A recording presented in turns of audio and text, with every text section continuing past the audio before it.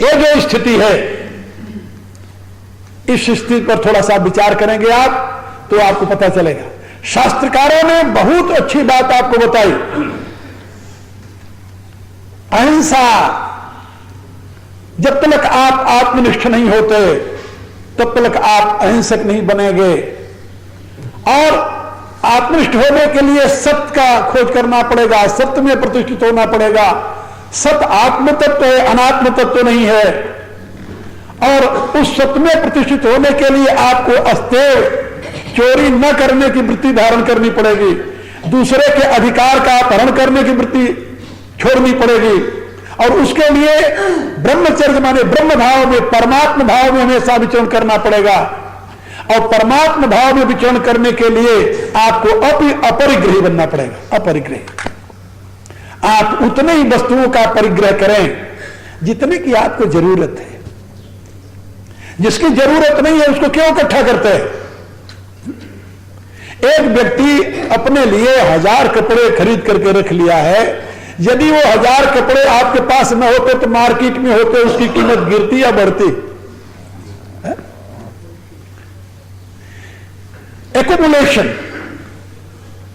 Accumulation of संग्रह, किस चीज का संग्रह? उन पदार्थों का जिनको समाज की जरूरत है, जिनको दुनिया को चाहिए, जो पदार्थ दुनिया को चाहिए। व्यापार की वृत्ति तो आप लोग जानते हो ना। किसी वस्तु को महंगी बनाना हो तो मार्केट से उसे खींच लीजिए। अपने यहां नेता लोग यही करते हैं। 7 रुपए किलो चीनी की 15 रुपए किलो चीनी करने वाले, देखिए उन लोगों को जिसके स्टॉक में चीनी थी उनको सुविधा दे दी। अब दुनिया रो रही है चीनी घोटाले में, और जो करोड़ों रुपया खाकर बैठ गए वो कहता है मेरा इसमें कोई अपराध ही नहीं है। हम अपराधी अकेले नहीं है। अब वो 1 तारीख को बताएगा कि कौन कौन उसमें अपराधी है। और सबसे बड़ा अपराधी तो प्राइम मिनिस्टर बैठा हुआ है। लेकिन प्राइम मिनिस्टर के पास जो है वो सीबीआई का अपना ग्रुप है, वो कह देगा, सफेद चिट दे देगा, इतना किया ही नहीं, दुनिया कहती रहे। यानी ये जो स्थिति चल रही है, और इन सारे अनाचार अत्याचारों को जो सहन करने की हमारे में धैर्य है, धैर्य, इसको धैर्य नहीं कहते, इसको कायरता कहते हैं। ये कायरता है। और ये कायरता इसलिए है कि ये हिंदू बहुल समाज है। आज भी आप 85 करोड़ आप लोग जिसको हिंदू कहा जाता है,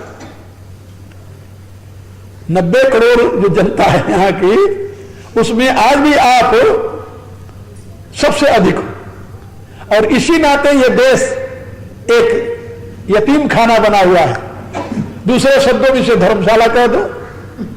आज इसकी न कोई अपनी संस्कृति है, न कोई अपनी सभ्यता है। आजकल के नेता आपको ये पढ़ाते हैं कि ये तो खिचड़ी संस्कृति है।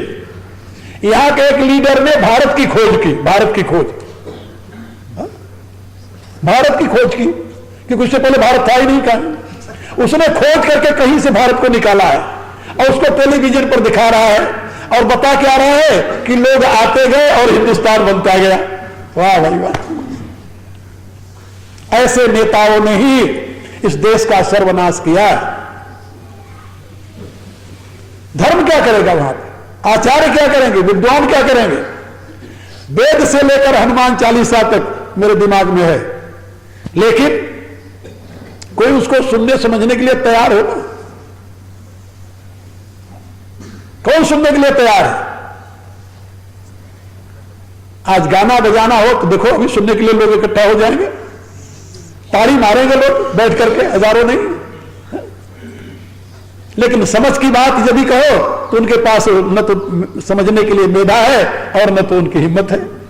सत्य को सुनकर घबराते हैं। यह स्थिति है आज। इसलिए मैं आप लोगों को बता रहा था कि जब तक यह स्थिति बनी रही तब तक दुनिया की कोई ताकत आपको खड़ा नहीं कर सकती समाज के सामने। याद रखो, यह दुर्गति ऐसे चलती रहेगी। आप जरा सोचिए, 100 घोड़सवार लेकर के 100 अपने देश से निकाला गया। मैंने इसका पूरा विवरण लिखा था अपनी पत्रिका में। अपने देश से निकाला गया बाबर एक डाकू था अपने देश का। 100 घोड़सवार लेकर के वहां से ये हिंदू कुश दर्रे को पार करके भारत में आ गया शरण लेने के लिए। शरणार्थी बनकर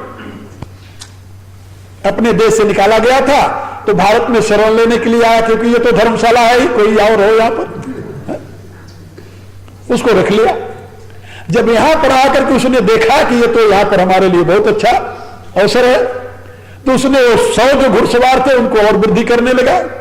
तो 100 से 200 कर लिया, 200 से 500 कर लिया, और धीरे धीरे वहां से वो भारत को विजय करता हुआ आया। कितना अत्याचार किया हुआ है उसने, ये आप गुरु नानक देव की वाणी में पढ़िए। बाबर का अत्याचार उन्होंने स्वयं लिखा है।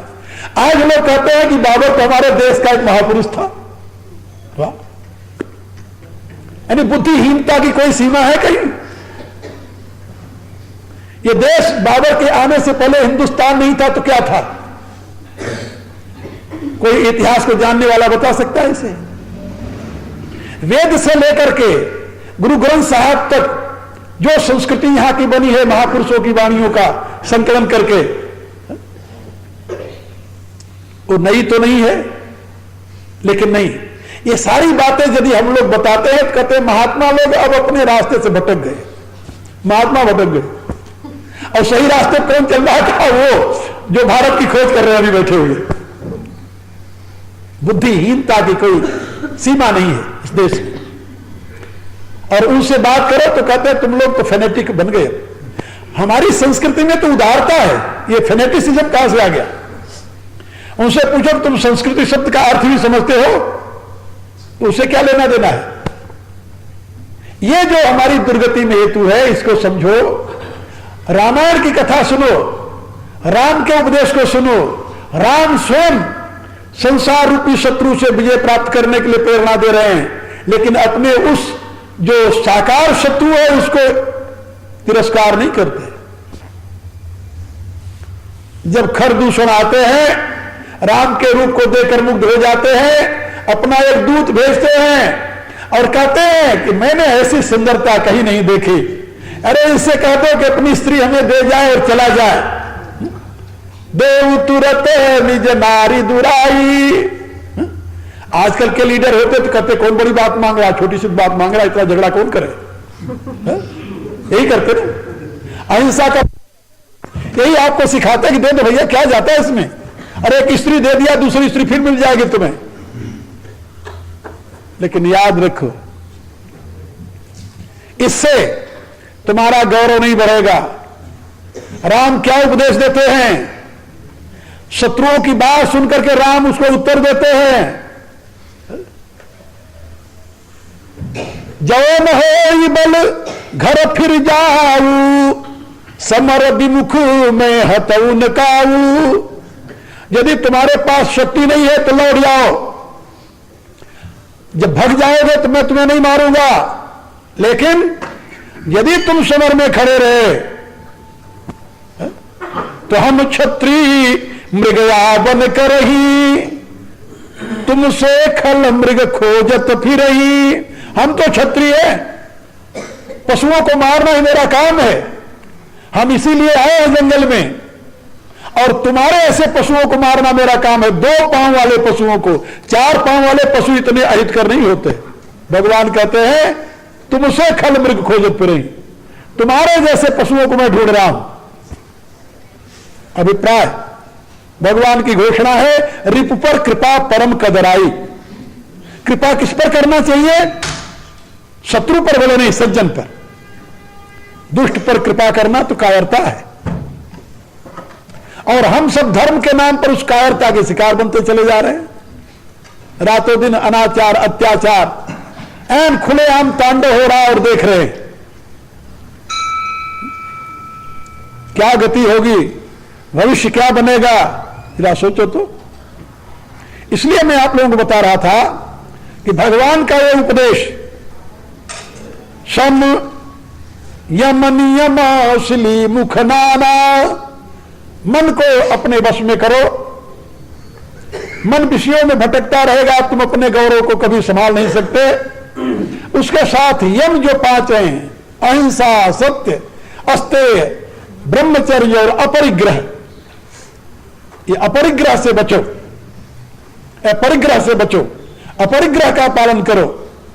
ये 5 जब यम तुम्हारे जीवन में आ जाएंगे तो नियम भी 5 हैं, तब तुम आराम से नियम का भी पालन कर सकते हो। हमारे यहां 2 बातें बताई जाती है, एक व्यक्तिगत जीवन, एक सामाजिक जीवन। सामाजिक जीवन को उत्तम बनाने के लिए यम है और व्यक्तिगत जीवन को उज्जवल बनाने के लिए नियम है। शौच, बाहर भीतर की शुद्धि, संतोष, अपने परिश्रम की कमाई से तृप्ति, शौच, संतोष, तप, कर्तव्य पालन में आने वाली कठिनाइयों को सहन करना, स्वाध्याय, हमेशा सत्शास्त्रों का चिंतन करते रहना, अपनी स्थिति का अध्ययन करते रहना और ईश्वर प्रणिधान, ईश्वर में पूर्ण आस्था रखना। ये 5 नियम हैं। 5 नियमों को धारण करो और 5 यम जो समाज के साथ बरतते हो उनको धारण करो। तुम्हारा व्यक्तिगत जीवन, तुम्हारा सामाजिक जीवन, जब दोनों जीवन उत्तम होंगे तब तुम परमात्मा के प्रेम के भाजन बनोगे। ये भूल जाओ कि तुम्हारा व्यक्तिगत जीवन दूषित हो, सामाजिक जीवन तुम्हारा दूषित हो और परमात्मा तुम्हें अपने गोद में उठा लेगा। ऐसा नहीं होता, ऐसा कभी न हुआ है न कभी होने का। इसलिए सत्य को समझो और सत्य का अनुकरण करो। उसके लिए भगवान का यह उपदेश याद रखो, अमल अचल मन त्रोण समाना, संयम नियमासली मुख नाना। ये तो शत्रु पर प्रहार करने के साधन बता दिए, लेकिन विभीषण कहता है कि प्रभु मेरे को आपके बाणों पर विश्वास है, आपके अस्त्र शस्त्र पर विश्वास है, हमें तो केवल एक ही दुख है। क्या वो दुख क्या है? क्या जो मैंने प्रारंभ में प्रार्थना की थी, नाथ न रथ नहीं तन पद त्राणा।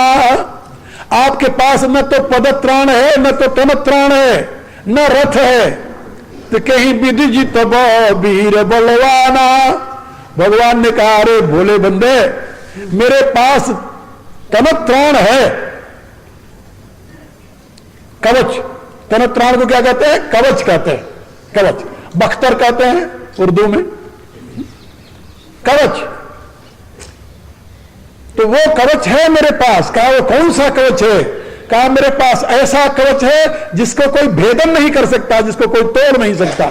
शत्रु के शस्त्र लगने से यदि ये कवच टूट जाए तभी तो अंदर घुस करके उसकी बलि लेता है, तभी तो उसका वध करता है।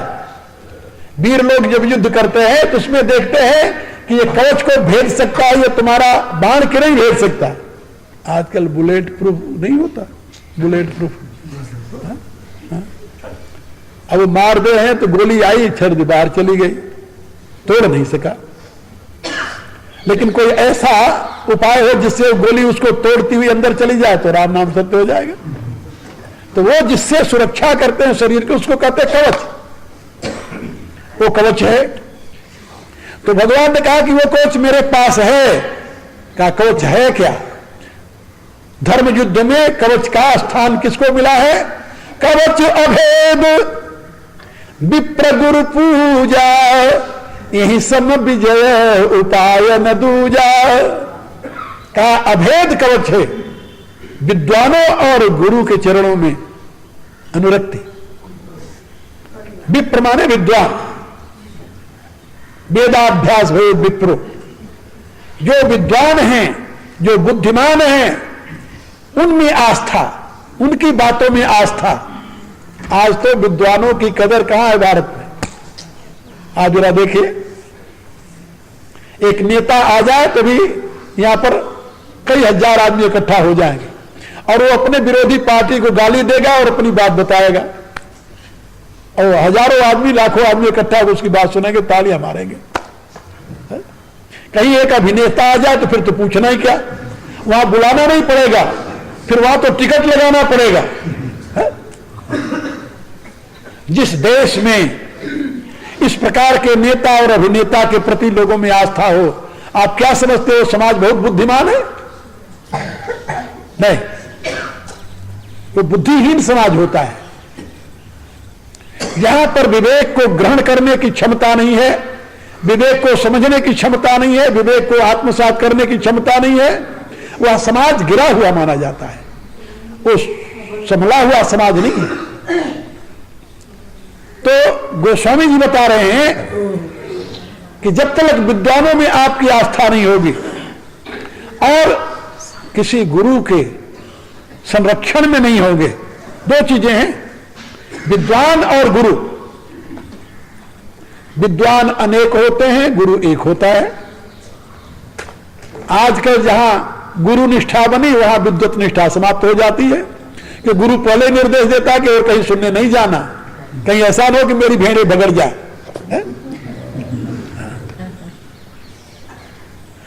आपको केवल सनातन धर्मी मिलेगा, विद्वान महात्मा, जो आपको यह मना नहीं करता कि भाई कहीं सुनने नहीं जाना, तो मेरी बात मानना। ऐसा क्यों नहीं कहता सनातनी? जानते हो, उसको अपने वेद पर, शास्त्र पर, अपनी साधना पर विश्वास है। वो कहता है कि इससे अच्छी कहीं बातें मिले तो तुम ले लेना, जाओ सुनो। वो जानता है कि इससे अच्छी बातें कहां मिलेंगी, वेद से बड़ा ज्ञान और कौन दे सकता है दुनिया में, इसलिए उसे निष्ठा है। और दूसरे लोग किसी संप्रदाय में चले जाओ, आजकल जितने सो कॉल्ड संप्रदाय बने हुए हैं जो आपको सीधा बैकुंठ से भी आगे ले जाते हैं जी। उनसे बात करो, कहते बैकुंठ तो उसके नीचे का है जहां हमारा गुरु रहता है। ऐसा होता है जैसे वहां तक यात्रा करके आए हैं अभी। वो कहता है बैकुंठ से ऊपर हमारे गुरु का स्थान है। यानी पाखंड की भी कोई सीमा है इसमें। जब तुम मरोगे तो गुरु जी आएंगे, खड़े रहेंगे। ये ईसाइयों के यहां चलता था पहले कि ईसा मसीह आएंगे और हाथ पकड़कर तुम्हें ले जाएंगे और भगवान के हाथ तुम्हें क्षमा करा देंगे।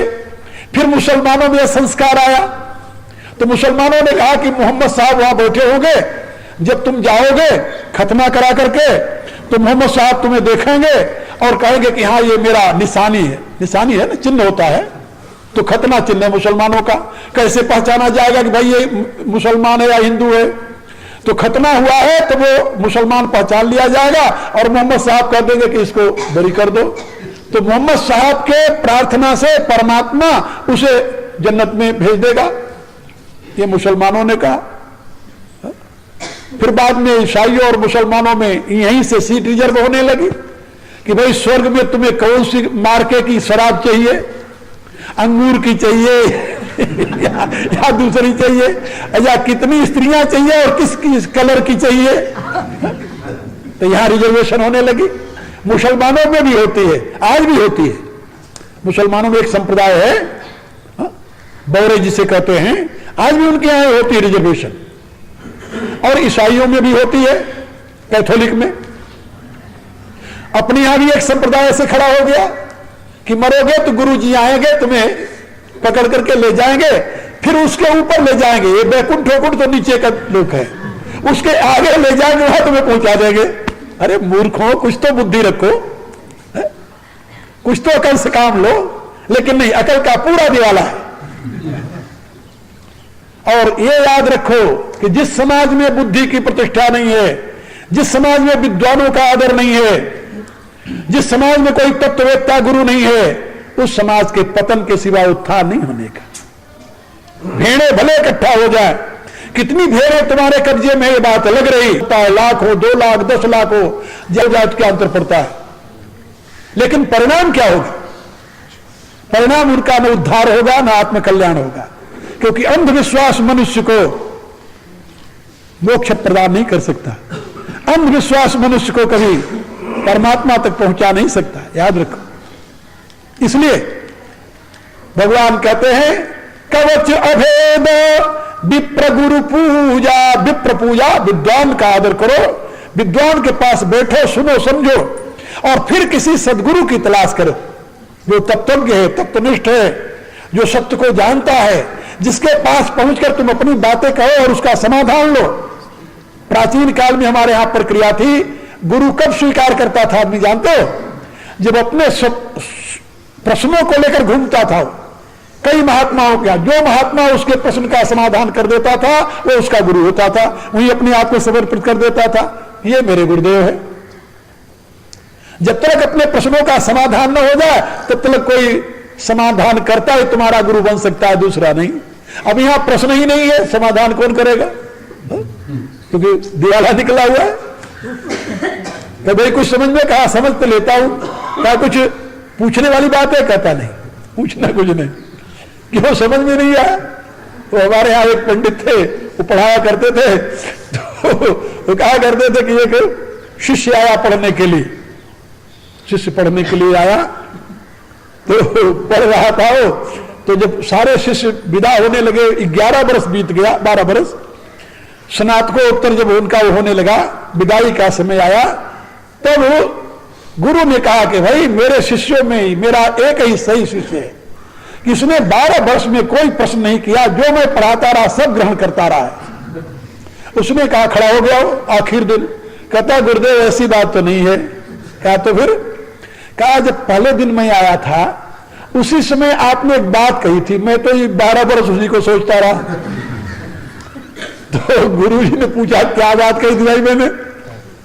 वो कहता है कि आपने कहा था सर्वोपनिषदों गाओ दो गधा गोपाल नंदन, सारी उपनिषदें तो गाय हैं, तो सर्वोपनिषदों गाओ ये तो हो गया बहुवचन का, लेकिन आपने कहा कि दो गधा गोपाल नंदन, गधा 2 है और गोपाल नंदन 1 है।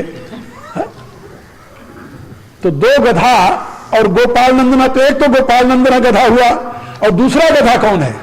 गुरु जी ने कहा मैं हूं।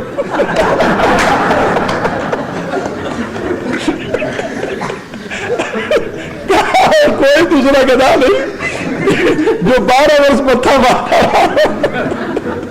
अब तेरे समझ में नहीं आया कि दोगधा माने क्या होता है? दोगधा माने होता है दूध दुहने वाला, गधा तो नहीं होता। तो कहता मैं तो यही सोचता रहा 12 वर्ष तक। तो जो पहले तो प्रश्न क्या करता? तो आजकल ऐसे धर्मात्मा लोग, जो धर्म में बड़ी आस्था है जी, बड़ी आस्था है धर्म में,